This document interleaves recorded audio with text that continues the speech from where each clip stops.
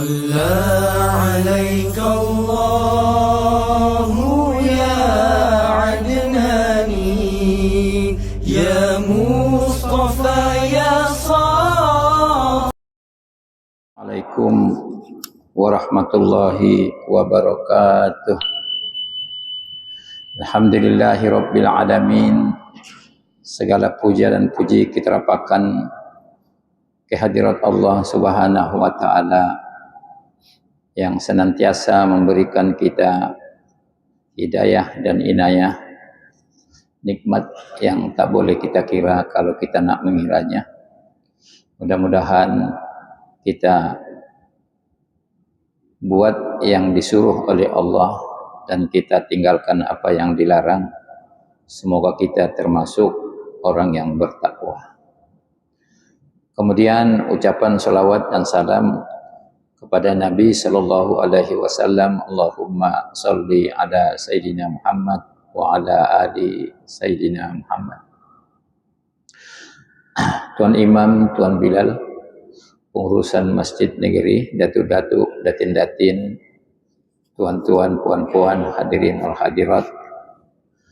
InsyaAllah kita akan teruskan pengajian kita yang berpandukan Mustika Hadis jilid yang ketiga, dan hari itu kita sudah sampai perkara zakat.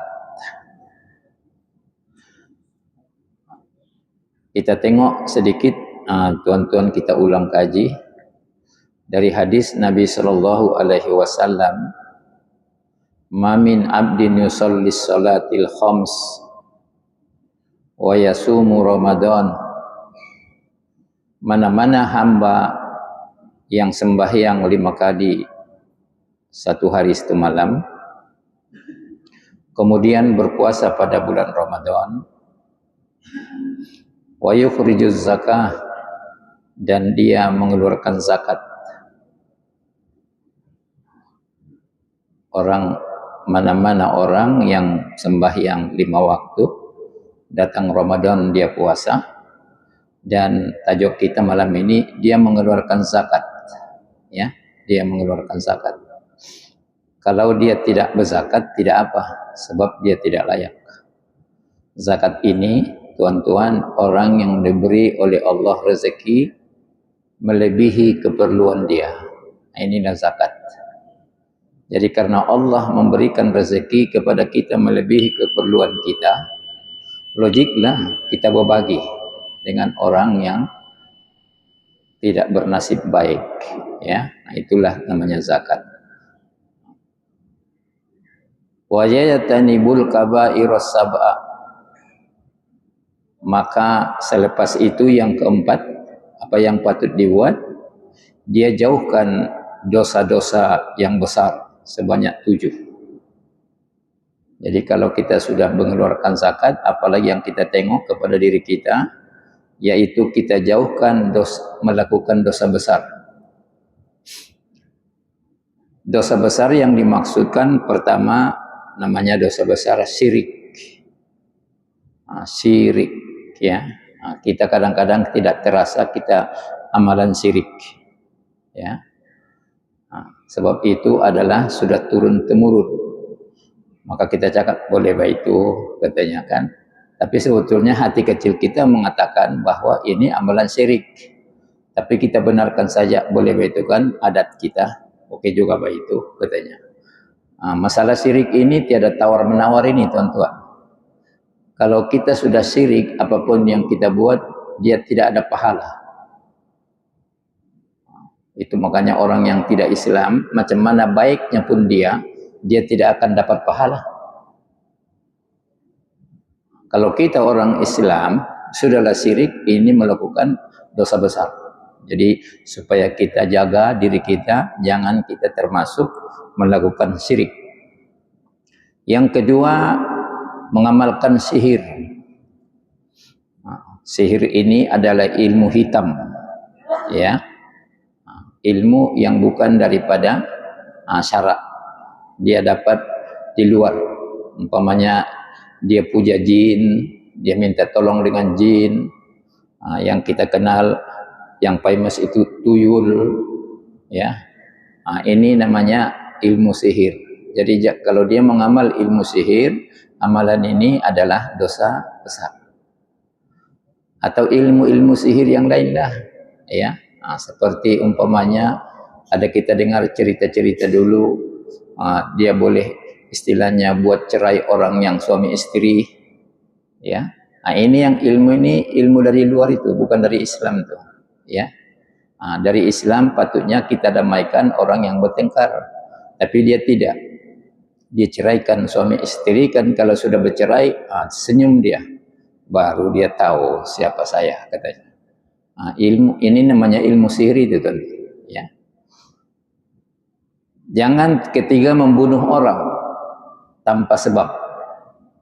Manalah tahu ada kita yang tugas di penjara, memang kebetulan tugas dia menggantung orang, jangan susah. Kita menggantung bukan kita yang mau, tapi hukum yang menjatuhkan. Jadi siapa yang menggantung itu dia tidak ada apa-apa, sebab dia menjalankan tugas. Ini kita bunuh orang, umpamanya macam yang berkelahi selalu di kampung-kampung lah. Berkelahi dia dengan kawannya, dia ambil parang ke rumah, dia tatak, mati, dia pun lari. Ya. Lama-lama dia pun kena penjara. Ya. Yang meninggal sudah jelas meninggal. Kalau tidak istilahnya sebab yang munasabah, maka dia sudah jelas melakukan dosa besar. Yang keempat, memakan riba. Makan riba ini yang mudahnya kita menyimpan di bank convention, itu riba. Apapun alasan kita mesti simpan di bank Islamik, walaupun bukan di bank Islam. Di my bank umpamanya Islamik punya, ya. Mana-mana bank semua ada pengurusan Islamik ataupun simpanan Islamik. Jadi sesiapa yang kita istilahnya ada lagi berurusan dengan bank yang convention, itu adalah riba. Maka wajib kita berpindah, ya. Di situ juga banknya, cuma kita pindahkan dia punya account. Bukan Islamic boss bilang, saya mau yang bukan convention, tapi saya mau Islamic. Jadi supaya kita tidak termakan daripada harta yang haram, dan ini adalah dosa besar, bukan sembarang dosa ini, ya. Yang kelima, memakan harta anak yatim. Kita berusaha tuan-tuan supaya kita jangan termasuk memakan harta anak yatim. Kita ada satu adat kebiasaan, kalau ada orang meninggal kita pergi di sana tahlil 3 hari kah, ada 7 hari. Amalan itu baik sambil kita takziah kepada orang yang ditinggalkan meninggal ataupun orang rumah. Cumanya kita mesti ingat, kita biasanya nanti sebelum pulang kita diberi makan atau minum. Ini kita pastikan tuan-tuan, makan minum kita ini termasuk harta anak yatim kah? Kalau termasuk harta anak yatim, maknanya kita melakukan dosa besar selepas membaca Yasin, mendoakan orang yang meninggal. Lepas itu kita makan harta anak yatim. Macam mana contohnya makan harta anak yatim? Kita tanya yang mengendalikan itu. Mungkin kalau yang meninggal itu suami, istrinya, kita tanya, dari mana kau ambil membeli makan minum ini? Dia kata, dari mana lagi? Dari akaun beliau dah. Ada ATM-nya sini. Aku tahu juga kodnya, katanya. Itulah aku ambil, katanya. Ada anakmu? Ada. Yang belum akil balik? Ada. Maka maknanya kita makan harta anak yatim. Tapi kalau dia cakap, ada anakmu? Ada. Akil balik, semua sudah besar. Itu tidak masalah. Jadi mesti kita bezakan itu, tuan-tuan. Jadi kalau kita ragu-ragu, pergi juga. Tapi waktu time makan, jangan makan. Untuk mengelakkan dosa besar ini. Kalau ditanya orang, kenapa kau udah makan? Macam aku ragu, tahu bilang. Nah, tidak apa, jangan kau susah. Asal aku sudah datang. Kalau kita tak datang, tidak bagus. So, kedatangan kita ini macam takziah juga, ya. Saya dapat satu orang yang meninggal ini cucu datuk, bukan anak datuk lagi, bukan datuk yang meninggal, cucunya. Dia buatlah istilahnya tahlilan. Waktu time makan dia tidak makan. Saya bilang, kau dah makan? Enggak. Kenapa? Aku datang sini tahlil bukan untuk makan, katanya. Ngamlah itu, saya bilang. Kau tunggulah orang yang makan. Ini tidak ada mengena kalau kita cakap dengan anak yatim, sebab yang meninggal itu cucu daripada seorang datuk. Tapi tadi yang meninggal itu seorang suami, ada anaknya anak yatim. Kita berjaga-jaga itu, tuan-tuan. Dosa besar. Yang keenam, melarikan diri daripada medan perang. Nabi dulu kalau sudah pergi berperang, ada orang lari. Orang yang lari ini namanya dosa besar. Kenapa kau lari? Aku takut mati, aku takut kalah. Macam-macam lah alasan dia, lari. Rupanya tuan-tuan, lari dari medan perang adalah dosa besar. Jadi manalah tahu satu masa kita ini ada umpama, mudah-mudahan tidaklah, aman saja kita, tapi manalah tahu kalau kita sudah pergi namanya berperang, tidak boleh pulang. Sebab kalau kita pulang maknanya melakukan dosa besar. Yang terakhir, yang ketujuh dosa besar ini, menuduh seorang perempuan yang bagus tapi kita cakap dia berzina. Ini pun tuan-tuan adalah dosa besar.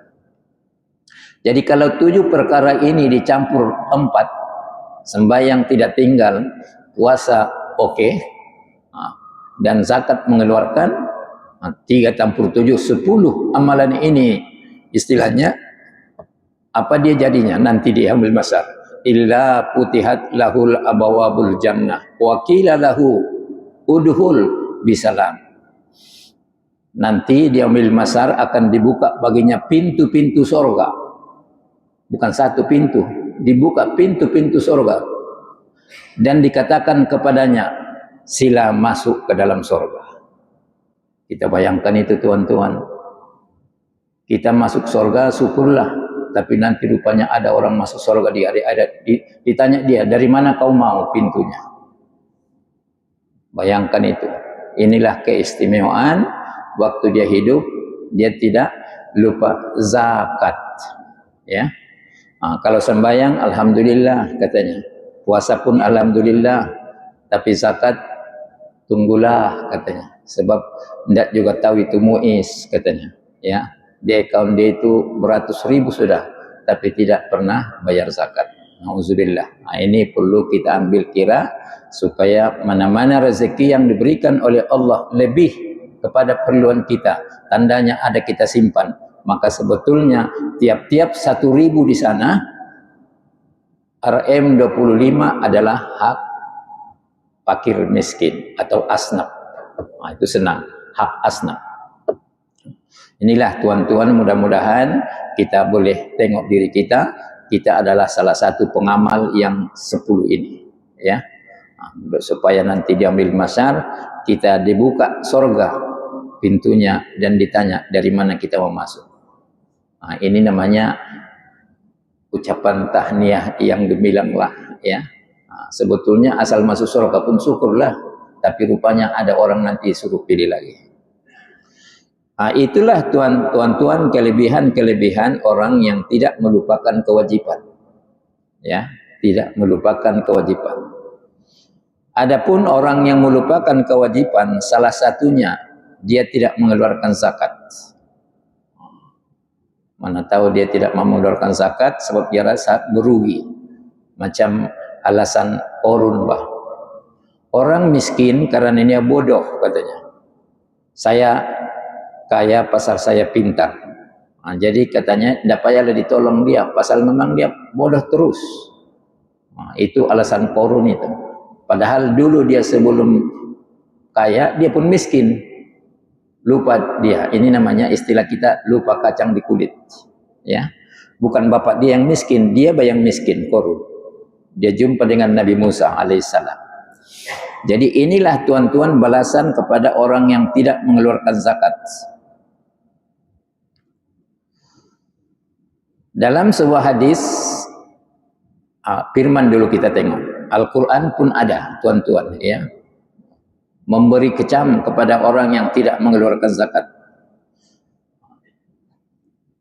Surah At-Taubah.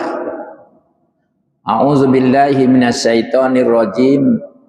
Walladzina yaknizuna az-zahaba wal fiddata wa la yunfikunaha fi sabilillah fabashshirhum bi'adzabin adim. Orang yang menyimpan emas dan perak tidak membelanjakannya pada jalan Allah, termasuklah tidak keluarkan zakat itu. Dia banyak duit tapi dia buat suka hatinya. Ada orang bercerita dengan saya dulu dikira Ustaz kayalah, kalau di tempat saya ini kayalah. Memang orang kenal lah saya dulu katanya. Tapi itulah waktu saya kaya saya lupa bah katanya. Begitulah dia cakap, saya lupa katanya. Maknanya kita paham lah itu. Tidak lagi saya tanya, saya lupa kata diri. Akhirnya kekayaan saya ditarik oleh Allah. Setelah sekarang baru saya terasa. Allah murka dengan saya katanya. Dia lupa, ya. Dia tidak buat kepada yang sebenar. Patutnya kekayaan yang saya dapat ini adalah atas nikmat yang Allah berikan kepada saya. Dulu bukan saya kaya. Kita sama saja pada dulu tuan-tuan miskin juga, ya. Tapi Allah berikan kita kekayaan. Maka patutnya kekayaan itu kita mesti ingat bukan semua 100% hak milik kita. Maka salah satunya yang tidak dapat tidak, zakat mesti keluar. Baru yang kedua, sedekah. Jangan pula bersedekah banyak, zakat tidak. Saya ada dengar juga orang tuh, saya tidak ada berzakat sudah Ustaz, katanya. Kenapa? Sebab kalau dikira sedekah saya sudah melebihi zakat. Ini bukan zakat. Zakat dia tertentu, orangnya pun tertentu, 8 orang saja yang boleh. Adapun sedekah, siapa saja boleh kita sedekah. Jadi tuan-tuan kita mesti berzakat. Walaupun kita sudah bersedekah 10.000, patutnya zakat kita 5.000, maka kita tidak berzakat konon, itu salah. Sedekah sunat, patutnya zakat dulu 5.000, kasih zakat dulu yang 5.000. Selepas itu baru kita bersedekah. Ini tuan-tuan kita mesti ingat. Jangan kita campur saja, tidak. Sebab sedekah ini siapapun kita boleh bersedekah, tapi zakat mesti kita tanya. Kau termasuk asnaf kah? Termasuk, ini zakat saya. Kalau dia cakap kau asnaf kah? Tidak, saya pun pengeluar zakat. Oh ya, sorry ya. Rupanya sama-sama pengeluar zakat kita. Alhamdulillah. Anda apa ya kasih sama dia? Ya. Jadi dia ini istilahnya tidak membelanjakan pada jalan Allah. Macam-macam lah dia buat, bermacam-macam, yang haram ke apakah. Maka habarkanlah kepada mereka dengan balasan azab siksa yang tidak perih sakitnya. Allah memberitahu tuan-tuan bahwa orang-orang yang telah diberikan oleh Allah harta yang lebih kepadanya, kemudian dengan harta itu dia bertambah jauh daripada Allah, maka Allah beritahu kita, kabarkan kepadanya, nanti dia akan mendapat siksa yang sangat pedih. Yang sangat pedih ini artinya kita tak boleh ibaratkan macam mana itu siksanya. Begitulah pedihnya, ya. Macam orang meninggal begitu. Macam mana sakitnya meninggal, kita tidak boleh cakap. Kenapa? Sebab kita belum meninggal, ya. Dan sudah meninggal pun tidak juga boleh kita cakap, sebab orang masih hidup, ya. Memang pedih itu meninggal itu.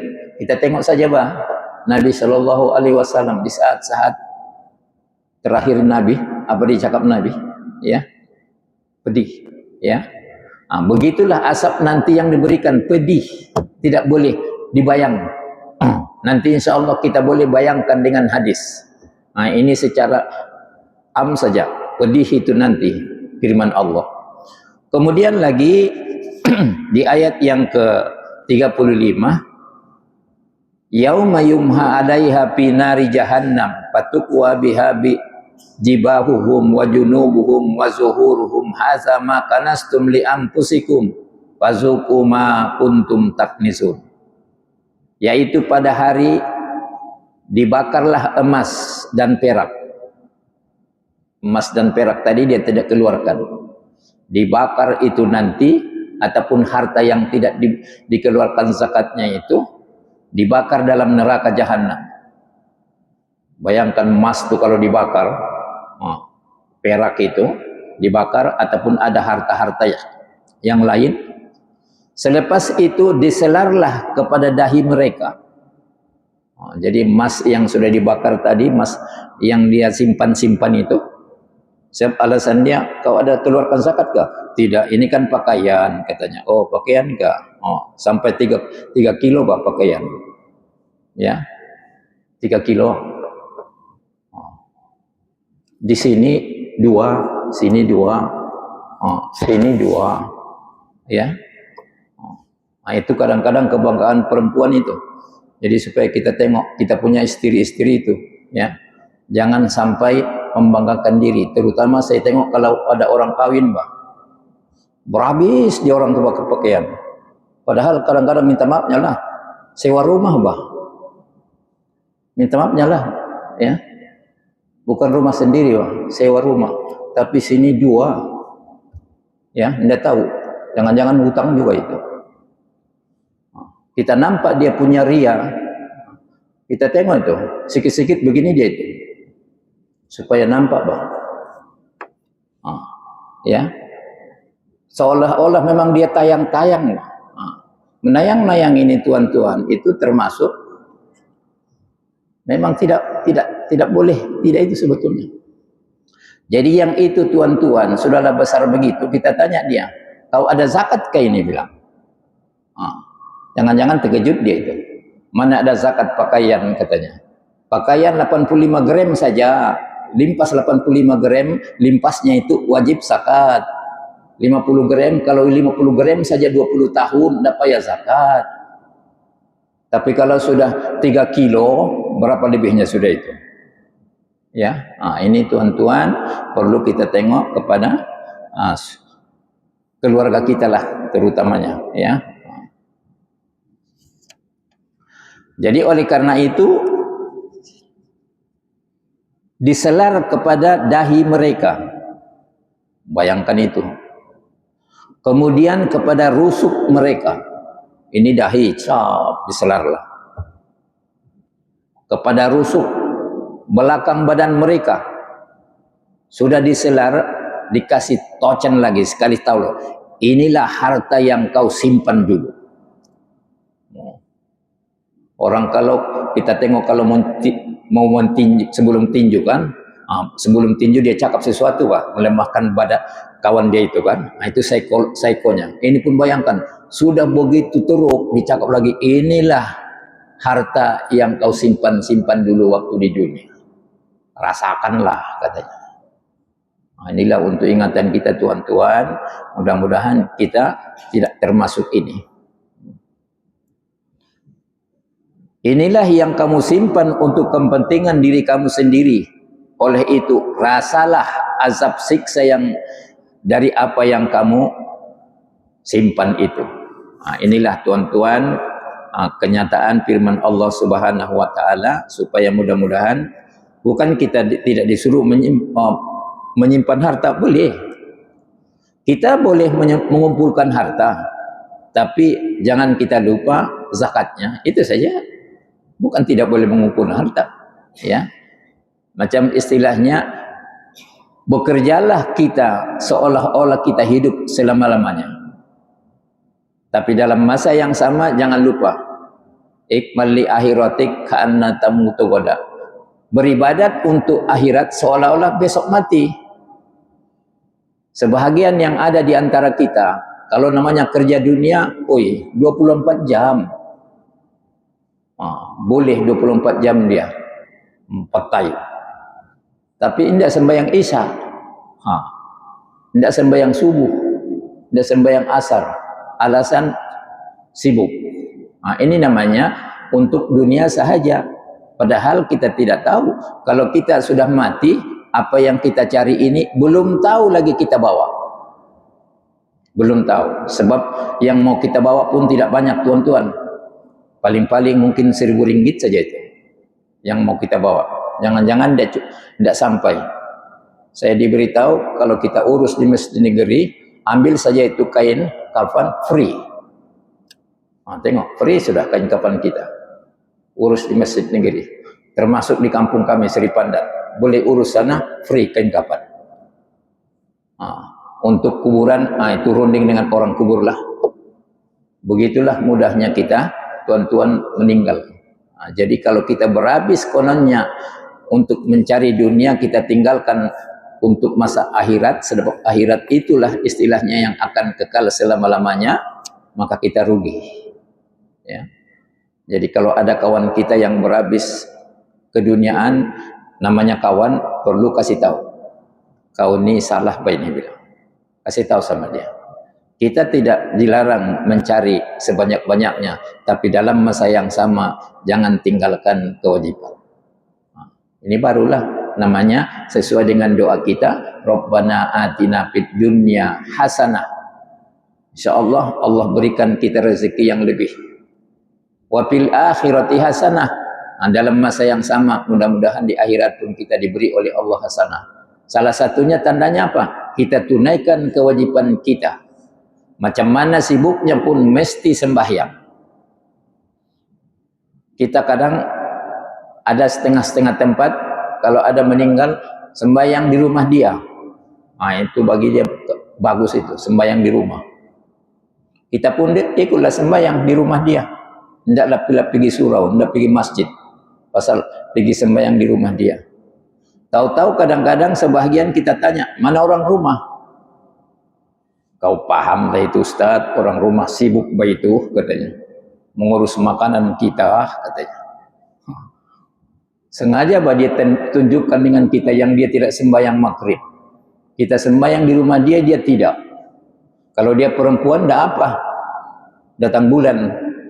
Tapi dia lelaki, apa yang datang? Datang bintang. Inilah tuan-tuan kadang-kadang dia tidak tahu. Dia beritahu sama orang yang dia tidak sembahyang. Sudahlah tidak sembahyang, patutnya malulah. Tapi ini tidak. Sebab kita sebahagian masih ada itu. Kalau ada orang meninggal, maghrib isya di rumahnya. Ini pun perlu kita tengok balik itu. Jangan sampai itu surau kita tinggal. Ya. Jadi kalau dapat dibincang pasal kita namanya di kampung. Apa-apa majelis buat lepas isya. Sebab kalau kita buat maghrib isya di rumahnya, orang yang dari Likas, dia datang isya, dia datang ngam-ngam makan. Tidaklah ikut membaca Yasin tahlil. Habis baru dari Likas dia, macam mana pergi putatan maghrib. Dia baru balik kerja. Tapi insya Allah kalau kita buat lepas isya, yang jauh pun boleh datang. Kalau sudah sembahyang isya, belum lagi. Kalau kabut, tidak apalah, nanti sembahyang isya. Sekarang kita baca Yasin. Barulah baca Yasin semua. Ini kadang baca Yasinnya sedikit, tapi time makan ramai. Hai, kenapa ramai tadi? Ya, baru sampai begitu. Ngam-ngam lah, saya datang makan saja, katanya. Inilah namanya adat-adat, kita ubah sesuai. Ya, bukan kita tidak mau, kita ubah sesuai supaya semua dapat. Surau pun istilahnya tidak kosong ataupun masjid. Ke rumah orang pergi tahlil pun kita ramai. Ya.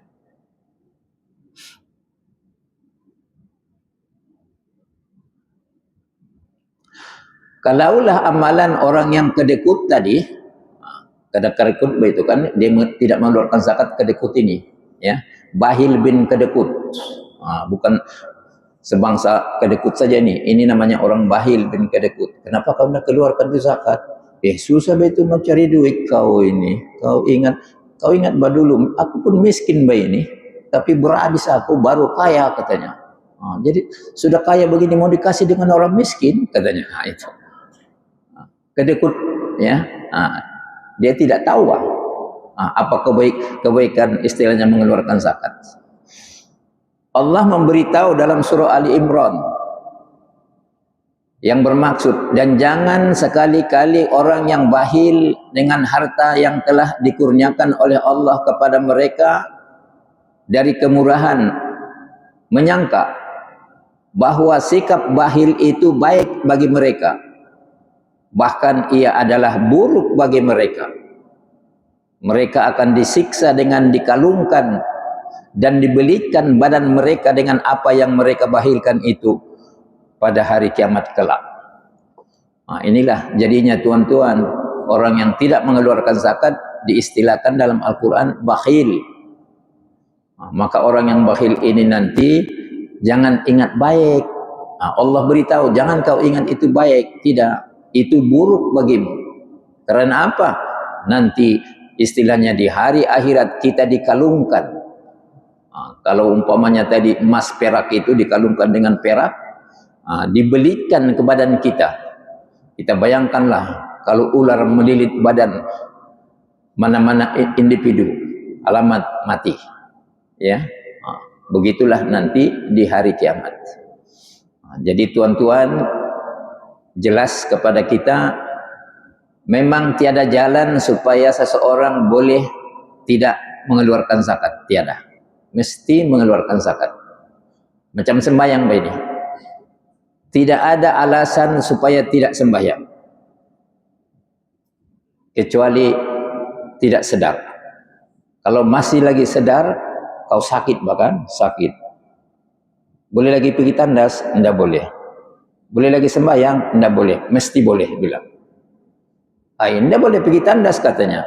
Tidak payah pergi tandas, sini saja kau sembahyang. Ya, macam mana mengambil uduk katanya? Tidak payah beruduk. Ini Islam senang, tidak payah beruduk bilang. Kau sembahyang saja menurut apa yang ada. Tapi kira ini namanya sembahyang menghormati waktu. Maksud sembahyang menghormati waktu ini, andainya kau nanti hidup lagi, berapa lama kau sembahyang menghormati waktu? Ganti balik. 1 minggu, nanti alhamdulillah sehat sudah aku sembahyang 1 minggu. Kenapa? Sebab aku sembahyang 1 minggu kurang syarat. Syaratnya apa? Aku bernajis, tidak mengambil air sembahyang. Tapi andainya kita dengan sakit itu, kalau kita meninggal, dengan sakit itu meninggal, innalillahi wa inna ilaihi rajiun, maka kita tidak dikira meninggalkan sembahyang. Ini bagusnya itu. Jadi kalau orang yang tidak tahu, dia menjadi alasan lah, mana boleh sembahyang sudah kau ini kotor baku. Memanglah kotor bilang, tapi sembahyang mesti. Bayangkan Nabi pun waktu berperang sembahyang bah. Berperang itu nyawa bah tuan-tuan, nyawa pun sembahyang. Ini baru kotor, ya. Jadi ini tuan-tuan mesti kita terapkan, kita ingatkan kepada kawan-kawan kita, saudara-saudara kita yang tidak memahami itu. Tidak ada kecuali sembahyang. Sama dengan zakat, tidak ada kecualinya. Kecuali kaum miskin. Kalau miskin, tidak lagi mengeluarkan zakat. Insya Allah, lapor ke MUIS, Anda menjadi penerima zakat. Boleh. Ada sekarang itu, ya. Tapi saya pun tidak tahu macam mana targetnya itu. Tapi saya pernah tanya bagian zakat, ada katanya tiap bulan kita kasih kepada orang-orang tertentu. Tidak tahu miskin apa namanya itu, ya. Sebab apa? Sebab banyak orang yang mengeluarkan zakat, ya. Itu yang kita tengok tuan-tuan daripada Al-Quranul Karim. Kita tengok hadis Nabi Sallallahu Alaihi Wasallam. Hadis ini menerangkan lagi apa yang telah diterangkan dalam Al-Quran. An Abi Hurairah radhiyallahu anhu qala qala Rasulullah sallallahu alaihi wasallam. Hadis ini puncanya daripada Abu Hurairah, semoga Allah meridhoinya, berkata ia telah bersabda Rasulullah sallallahu alaihi wasallam. Sabda Nabi, "Ma min sahibi zahabi wala fiddah." Siapa tuan punya emas dan perak, wala la yu'addi minha haqqaha illa idza kana yaumul qiyamah sifatan lahu sifahum min nar. Dia tidak istilahnya keluarkan zakat. Ada emas, ada perak, tidak keluarkan zakat. Ini diistilahkan sini emas dan perak, termasuklah duit kita yang di bank itu. Itu namanya harta juga itu, ya. Melainkan akan disediakan baginya pada hari kiamat yang dia tidak keluarkan tuh, keping-keping laboran daripada api. Ada keping-keping laboran itu dari api. Itu nanti akan disediakan kepada orang yang tidak melakukan zakat. Lalu leburan itu dibakar ke dalam neraka. Sudahlah kepingan api dibakar lagi. Kita bayangkan tuh berapa panas itu. Kemudian diselar dengan rusuknya kepada dahinya dan kepada belakangnya. Inilah nanti yang akan terjadi pada orang di hari kiamat. Sudahlah masuk neraka, diselar lagi. Masuk neraka sudah satu macam, tapi ada lagi yang lebih tinggi daripada itu. Karena dia tidak mengeluarkan zakat waktu di dunia. Hadis ini sahih. Boleh rujuk di riwayat Muslim.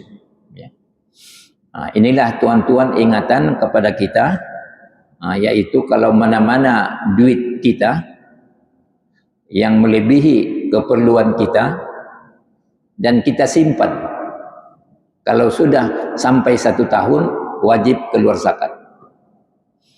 Tapi mana-mana di antara kita duit kita ada tapi tidak sampai disimpan 1 tahun, maka dia sudah habis sebab keperluan kepada kita. Maknanya orang ini tidaklah wajib zakat. Sebab dia tidak ada simpan duit. Ya, tidak ada simpan duit. Tapi tanah banyak katanya. Tanah tidak ada istilahnya harta tanah. Yang ada nanti yaitu zakat hasil tanah. Manalah tahu ada di antara kita ini, kau ada simpan duit kah? Tidak ada. Semua yang ku dapat itu beli rumah katanya. Berapa rumahmu? Adalah katanya. Ya, adalah katanya. Rumah ada zakat? Tiada. 20 rumah dia. Kalau dikira 20 itu mungkin 2 juta sudah katanya. Ada zakat? Tiada. Rumah tiada zakat. Yang disakati hasilnya itu. Tiap bulan yang kutip hasilnya itu, tulis nanti ujung tahun keluar. Tiap-tiap 1000 RM 25. Ya. Saya teringat ini, rumah banyak. Ada seorang peniaga yang saya kenal, namanya Haji, tapi tidak saya cakaplah Haji apa. Kita bayangkan tuan-tuan waktu pasar malam dulu yang dekat laut tuh, yang stylenya itu semua kemah-kemah. Dia punya istilahnya perniagaan membekakan lampu saja. Lampu orang yang berniaga di pasar malam di KK itu dia membekalkannya. Dia tidak menjual. Dia hanya kasih wayar yang panjang itu. Dan dia kutiplah tiap istilahnya malam dengan orang yang gerai itu. Lama-lama bukan dia mengutip lagi, sudah ada pekerja dia. Apa dia cerita dengan saya? Saya selalu cakap sama kawan-kawan yang belanja, yang bisnis tuh, yang berdagang. Kamu ni bisnis, banyak juga pendapatan kamu, jangan kamu lupa zakat. Itu selalu aku cakap itu katanya. Jangan kalau lupa zakat kamu, walaupun namanya di kaki 5, tapi kamu tengok mengira ada zakat ataupun tidak. Katanya. Saya ini begini-begini, kamu tengok katanya saya tidak lupa zakat.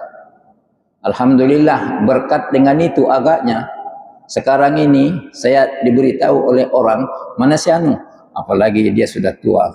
Sekarang memungut dari rumah ke rumah saja dia. Berapa rumahnya? Banyak katanya. Inilah tuan-tuan. Banyak rumahnya katanya. Di mana-mana ada rumah sewa dia. Jadi rumah sewa ini, sewanya itu kita mesti tiap-tiap bulan itu kira. Nanti ujung tahun baru kita keluarkan zakat. Jangan pula kita cakap, aku ada rumah tidak ada zakat. Jadi oke lah ini katanya. Itu pun nanti diselar kita itu tuan-tuan, diambil masyar. Ya. Bagus lagi lebih kita lebihkan istilahnya memberikan zakat daripada kurang. Saya jumpa orang jutawan ini, orang ini.